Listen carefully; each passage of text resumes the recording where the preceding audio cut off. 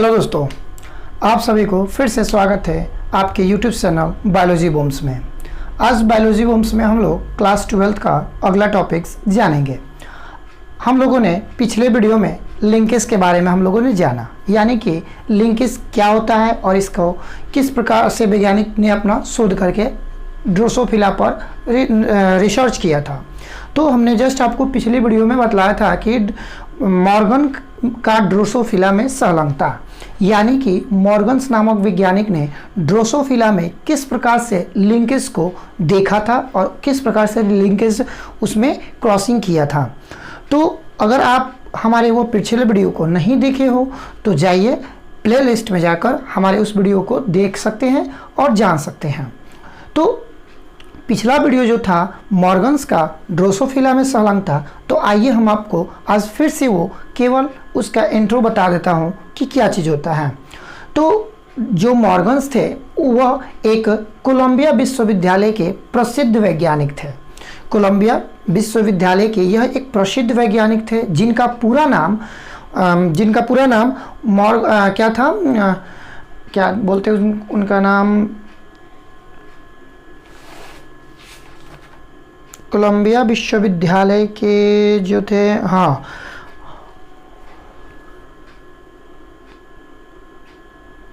Thomas Hunt Morgan नामक वैज्ञानिक, यानी इनका पूरा नाम थॉमस हंट मॉर्गन था, जिनको ड्रोसोफिला में संलग्नता को देखने के लिए उनको एक नोबेल पुरस्कार से पुरस्कारित किया, जो सन 1933 में किया गया था। उन्होंने ड्रोसोफिला में जब संलग्नता को देखा, यानी लिंकेज को देखा था, तो वह लिंकेज क्या थे, यानी कि ड्रोसोफिला के रंग को, यानी कि उनकी आँखों में रंग को परिवर्तित करने वाले थे। यानी उनका जो क्रोमोसोम पे जीन जो उपस्थित होते हैं वह जीन क्या होते हैं, परिवर्तित होने वाले होते हैं, यानी कि लाल रंग के और सफ़ेद रंग के होने वाले थे। तो इस रिसर्च को मॉर्गन्स नामक वैज्ञानिक ने देखा था, जिनको नोबेल पुरस्कार सन 1933 में दिया गया था। तो आइए आज हम उसके अगला वीडियो हम लोग देखते हैं, मकई में संलग्नता, यानी कि मक्का के पौधों में किस प्रकार से संलग्नता को किया गया। फिर आपका ये जो है लिंकेज का वर्ग क्या होता है, यानी कि लिंकेज ग्रुप क्या होता है, उसके बाद से लिंकेज का इम्पोर्टेंस क्या होता है, ये सब हम लोग बारी बारी से धीरे धीरे जानेंगे। तो आइए हम लोग अब देखते हैं कि मकई में संलग्नता किस प्रकार से होता है। तो देखिए, कहता है कि मकई में संलग्नता को देखने वाले कौन से वैज्ञानिक थे, तो जॉन हरिचंस ने मकई में सफलतापूर्वक संलग्नता को देखा। यानी मॉर्गन्स ने ड्रोसोफिला में देखा, तो जॉन हचियंस जो थे वह किस में देखे, मकई में सफलतापूर्वक से लिंकेज को देखा। और उन्होंने देखकर क्या बतलाया, तो उन्होंने कहा कि रंगीन एवं एंडोस्पर्म से भरे बीज वाले पौधे तथा रंगहीन एवं सिकुड़ने वाले बीजों में संकरण कराया। कहने का अर्थात जब उन्होंने मकई में संलग्नता को देखा तो देखने के बाद से बताया कि उसमें एक रंगीन कलर का, यानी कि रंग को उत्पन्न करने वाला, साथ ही साथ एंडोस्पर्म यानी कि बीज के निर्माण करने वाला, ठीक है, बीज के निर्माण करने वाले एंडोस्पर्म में भरा, यानी कि पूर्ण रूप से भरे हुए बीज वाले पौधे, यानी कि पूर्ण रूप से बीज उसमें भरा होता था एंडोस्पर्म में, तथा रंगहीन यानी कि बिना रंग वाले, तथा सिकुड़ने वाले यानी कि जो सिकुड़ जाते हैं, सिकुड़ने वाले बीजों के बीच जब आपस में क्रॉस कराया, यानी कि संकरण कराया, तो डाई हाइब्रिड क्रॉस के फिनोटाइप के अनुपात के बराबर आया। यानी कि हम लोगों ने डाई हाइब्रिड क्रॉस हम लोगों ने पढ़ा होगा, डाई हाइब्रिड क्रॉस का फिनोटाइप हम लोगों ने निकालना जाना होगा कि किस प्रकार से होता है। तो उसका फिनोटाइप और इस यानी कि लिंकेज माइज्ड में का जो रेशियो होता है वो दोनों क्या होता है, सेम होता है, समान होता है। और रंग यानी इसमें रंग उत्पन्न करने वाले एलिस सी और स्मॉल सी, यानी capital C and small C होते हैं। यानी कि हम बता रहे थे आपको कि जो लिंकेज होता है वह लिंकेज एलिल्स क्या करते हैं, उनके रंगों को परिवर्तित करते हैं। हमने जैसे बतलाया कि ब्लड मानव रुधिर वर्ग, ये भी 4 तरह के होते हैं। खरगोश का खरगोश में क्या चीज़ करना, खरगोश में यानी कि उसके 1 से 4 क्या होते हैं, 1 से 4 या 4 से अधिक जो थे उनके एलील्स थे जो कि उनके रंग रूप को परिवर्तित करते थे। तो उसी तरह से ये भी जो थे सी और स्मॉल सी थे, तथा एंडोस्पर्म वाले जीन जो एलील्स क्या थे, एस और एस, यानी कहने का अर्थात जो रंग उत्पन्न करने वाला एलील था उसको सी माना गया, और जो एंडोस्पर्म वाला यानी कि जो बीज वाला था उसको एस और एस से माना गया, सीड माना गया।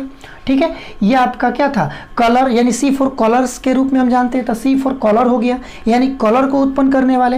ये एंडोस्पर्म यानी कि सीड, बीज का उत्पन्न करने वाले, तो ये बीज हो गया। तो के बीज स्वतंत्रता के कारण से नहीं हुआ, यानी कि ये हम लोगों का जो स्वतंत्रता विन्यास का नियम था उस पर यह लागू नहीं हो पाया, ये उससे अलग था।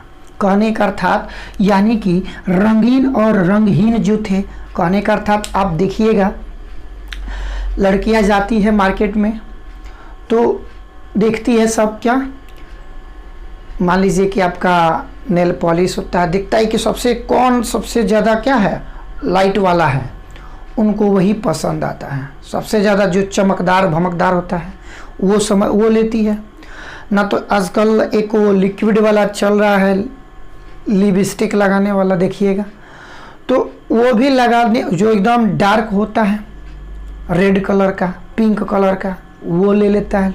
तो वो रंग जो उनको क्या होता है, रंग ज़्यादा जो दिखने वाला होता है, रंग को उत्पन्न करने वाला होता है, वही उनको पसंद आता है। ठीक, अब जैसे कि मान लीजिए कि कोई देखिएगा जाता है कपड़ा उपड़ा खरीदने, तो एकदम चटकदार भटकदार क्या होता है ले लेता है, लेके मार पहनता है। ऊपर वाला भी मान लीजिए चमकीला कलर, और उसका जूतो वो चमकीला कलर, अब ले भाई चमकीला हो गया, इसका पूरा दुनिया चमकीला हो गया। तो यानी कि ये क्या कर रहे हैं, ये रंग को प्रदर्शित कर रहे हैं, रंग को दर्शा रहे हैं। अब अपने शकल का रंग को बदलना होता है, तो देखिएगा शादी के दिन देखिएगा, यानी कि जयमाला के टाइम पे पूरा एकदम ये लाल हो जाता है, ये लाल हो जाता है, एकदम शकल क्या होता है परिवर्तित हो जाता है, शकल बदल जाता है।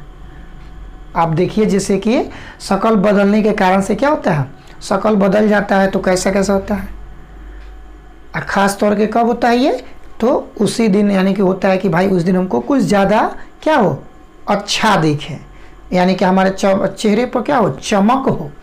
तो चमक थोड़ी होता है, वो आपके जो नेचुरल्स होता है वो नेचुरल्स को आपको मार देता है। तो चलिए, यानी कहने का अर्थात वही रंग को प्रदर्शित करने वाले एलील्स होते हैं जो लिंकेज को दर्शाते हैं।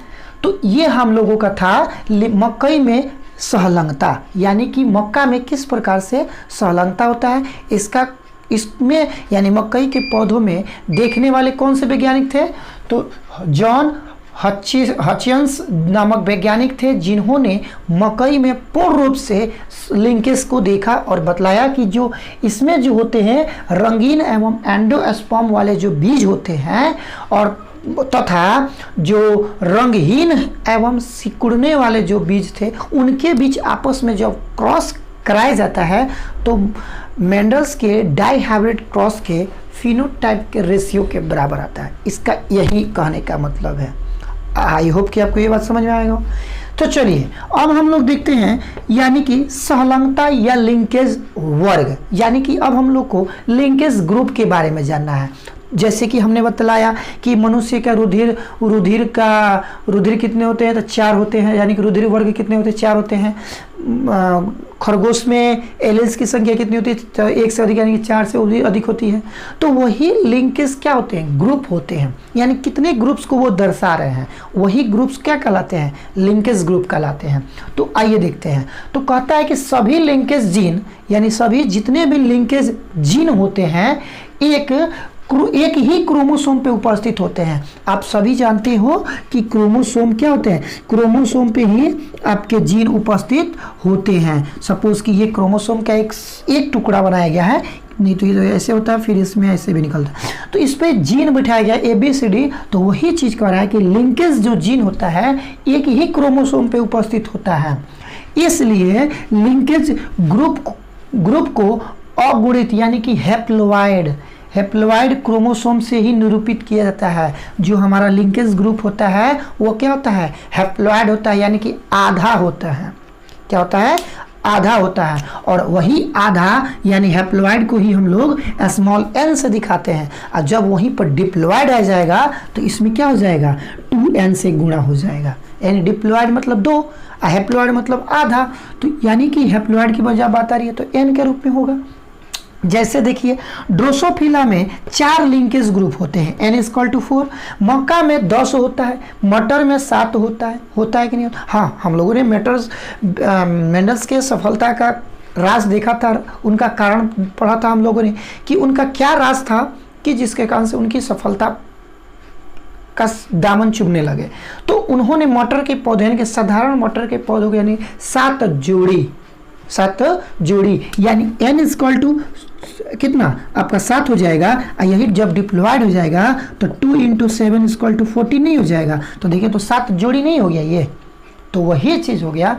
यानी कि मटर के पौधों का क्या किया था, चयन किया था। तो ये हमारे हैं लिंकेज ग्रुप। आई होप कि आपको ये दोनों समझ में आ गया हो। स्क्रीनशॉट लेना हो ले सकते हैं, देख सकते हैं। अब हम लोग पढ़ेंगे इफेक्ट ऑफ लिंकेज, यानी कि लिंकेज का क्या प्रभाव पड़ता है हमारे जीवन में या अन्य जो भी क्रॉसिंग ओवर होता है उसमें। तो हम लोगों ने जस्ट अभी जाना मकई में सहलंगता और सहलंगता का जो वर्ग था, लिंकेज ग्रुप था, तो ये हम लोगों ने जाना। अब हम लोग जानेंगे कि लिंकेज का क्या इफेक्ट होता है, यानी कि इफेक्ट ऑफ लिंकेज का प्रभाव क्या पड़ता है। तो ये हम जानेंगे हमारे जीवन पे प्रभाव पड़े या हमारे क्रॉसिंग के टाइम पे करे या हमारे पैतृकों को क्या हो यानी कि लक्षणों का प्रकट होता है तो पड़े। आइए हम लोग देखते हैं। तो कहता है कि यानी कि इसका प्रभाव निम्नलिखित है, हमने लिख दिया। तो कहता है कि इसका मुख्य प्रभाव यह पड़ता है कि यानी कि जो इसका सबसे मुख्य प्रभाव क्या पड़ता है, तो पैतृक के लक्षणों की संख्या अनुमानित संख्या से बहुत अधिक हो जाती है। कहने का अर्थात जो पैतृक के लक्षण के जो होते हैं संख्या होते हैं यानी कि अनुमानित होते हैं, यानी कि अनगिनत होते हैं। अनगिनत से संख्या से बहुत अधिक हो जाती है, यानी इतना अधिक हो जाती है कि कुछ समझ में नहीं आता है। तो इसका एक ये इफेक्ट हो जाता है, यानी कि पैतृक का जो गुण होता है, जो लक्षण होता है, वह लक्षण मान लीजिए कि संख्या के रूप में सपोज दैट कि वह संख्या 5 के रूप में है और वह जब संख्या से क्या होती है यानी कि अनुमानित संख्या से क्या होती है वह अधिक हो जाती है। यानी कि सपोज 5 से मान लीजिए कि 5 ना होकर हमारा 20-25 ऐसे कुछ हो जाते हैं। तो ये हमारे होते हैं, इसके प्रभाव होते हैं। सेकंड कहता है कि इसके प्रभाव से हाइब्रिड लक्षणों की संख्या बहुत कम होती है। यानी कि हाइब्रिड जो होते हैं ये क्या होते हैं, यानी कि आपका एक नस्ल जो होता है, नए नस्ल का जो प्रकट किया जाता है, उनके लक्षणों में बहुत क्या होती है, कमी आ जाती है। लक्षणों की संख्या यानी कि जो भी उनका लक्षण होता है उनमें कमी आ जाता है। यानी कि जब नए किस्म का प्रैक्टिस किया जाता है तो उसमें कमी आना, ये लिंकेज का क्या है, इफेक्ट है। चलिए नेक्स्ट कहता है कि यह संलग्नता के कारण यानी कि यह लिंकेज के कारण एक दूसरे से अलग नहीं होते हैं। यानी कि जो इनका लक्षण जो होता है यह एक दूसरे से अलग नहीं होने के कारण से ही हाइब्रिड के लक्षणों की संख्या क्या होती है, बहुत कम होती है। तो इसीलिए यहाँ पे लिखा है कि यह संलग्नता एक दूसरे से पृथक यानी कि अलग नहीं होते हैं। ठीक है।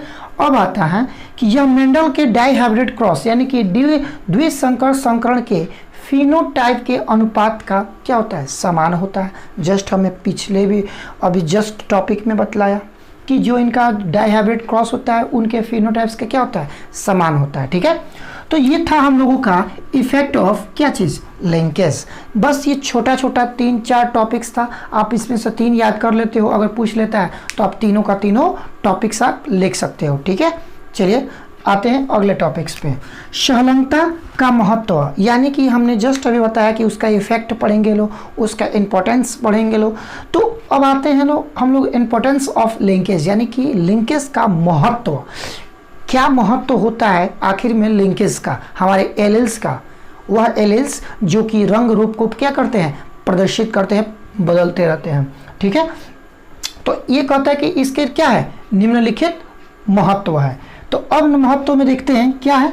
तो लिंकेज के अध्ययन से क्रोमोसोम में स्थित जीन की सही स्थिति को पता लगाया गया है। यानी कि लिंकेज का जब अध्ययन किया गया, स्टडी किया गया, अध्ययन करने के बाद से क्रोमोसोम पे जो स्थित होते हैं जीन, उनका एक सही ढंग से पता लगाया गया इसी टाइम। तो इसका एक ये फर्स्ट महत्व है जो कि अच्छा है कि जीन कहाँ पे हैं तो बताया गया, तो क्रोमोसोम पे उपस्थित होते हैं। तो इसका एक हो गया। दूसरा कहता है कि पैतृक लक्षणों को एक साथ रखने में लिंकेज सहायता करती है। ठीक है, यानी कि पैतृक लक्षण, कहने का पैतृक लक्षण का मतलब क्या, यानी कि पिता का लक्षण। पिता का लक्षण जो होता है वह एक साथ रखने में लिंकेज क्या करता है, सहायता प्रदान करता है, सहायक प्रदान करता है। ठीक है, आते हैं फिर नेक्स्ट कहता है कि क्रॉसिंग के समय, यानी कि जब हम लोग क्रॉसिंग कराते हैं किसी भी जीव जंतुओं में, या जैसे हम लोगों ने ड्रोसोफिला में क्रॉसिंग कराया था, तो जब क्रॉसिंग कराते हैं तो क्रॉसिंग कराते समय मूल जनकों के लक्षण, यानी कि मूल जनक जो पेरेंट्स होते हैं उनका लक्षण को एक साथ रखने में सहायता प्रदान करता है। यानी कि ये भी एक साथ रखने में क्या करता है, सहायता प्रदान करता है। कौन, तो आपका लिंकेज होता है। ये हमारे हैं इम्पोर्टेंस। तो कहने का अर्थात ये इम्पोर्टेंस आपके लिए भी इम्पोर्टेंस है और हमारे लिए भी इम्पोर्टेंस है, और साथ ही साथ हमारा इम्पोर्टेंस आप लोगों से यह कहा जाएगा, आप लोग के लिए यह है कि आप इसको जो भी नोट करते हो आप सही तरीके से याद कीजिए। अगर आपको कुछ समझ में नहीं आता है तो हम बार बार कहते हैं कि आप कमेंट्स कीजिए। ठीक, या आप हमारे क्या चीज़ फेसबुक पेज पर या टेलीग्राम के पेज पर, टेलीग्राम चैनल्स पे हमारे जुड़ सकते हैं। ठीक, या आप हमारे यूट्यूब को सब्सक्राइब कीजिए, चैनल्स को सब्सक्राइब करके बेल आइकन को प्रेस करके आप हमारे वीडियो को, प्रत्येक वीडियो को देखते रहिए। और हम आप लोगों के बीच इतना मतलब मेहनत करते हैं, मान लीजिए कि गर्मी हो, बरसात हो, तब भी आप लोगों के बीच लॉकडाउन के समय में समझिए कि आप लोगों का वीडियो पहुंच जाता है, बट आप लोग देख लेते हो लेकिन लाइक नहीं करते हो, थोड़ा अच्छा नहीं लगता है। तो इसलिए आप लोग से रिक्वेस्ट है कि जो भी वीडियो देखो आप लाइक करो, कमेंट्स करो, हाँ सर अच्छा है, हाँ सर यहाँ पे ये थोड़ा सा छूटा है, ये नहीं समझ में आया, आप कमेंट्स करोगे, आप हमको रिप्लाई करोगे तो कुछ हमें भी महसूस होगा कि हाँ आपने हमारी वीडियो को सही रूप से, सही ढंग से देखा है। नहीं तो ऐसे मान लीजिए हम भी मेहनत कर रहे हैं बट आपका उसका रिस्पांस कुछ नहीं मिल पाएगा, ना मिल पा रहा है। तो इसलिए हम आप लोग से रिक्वेस्ट करेंगे, विनती करेंगे कि आप हमारे वीडियो को देखें, अंत तक देखें, ज़रूर देखें, क्योंकि अंत तक देखिएगा तो ही समझ में आएगा। तो चलिए अगले वीडियो में हम लोग मिलेंगे। अगला हम लोग का जो टॉपिक्स होगा वो हम बता देते हैं, वह अगला टॉपिक्स क्या होगा। तो अब होगा आपका क्रॉसिंग ओवर, यानी कि क्रॉसिंग ओवर करके जीनों का वितरण कैसे होता है ये हम लोग जानेंगे। अब यहाँ से समझिए आपका एक एक टॉपिक इम्पोर्टेंस आ रहा है। तो आप लोग कोई भी वीडियो को मिस ना कीजिएगा। कोई भी वीडियो अगर मिस कीजिएगा तो आपको समझ में नहीं आएगा। तो इसलिए आप अगले वीडियो का वेट कीजिए, तब तक लिए हमको जाने का आज्ञा दीजिए और एक लाइक ज़रूर कीजिएगा। Thank you.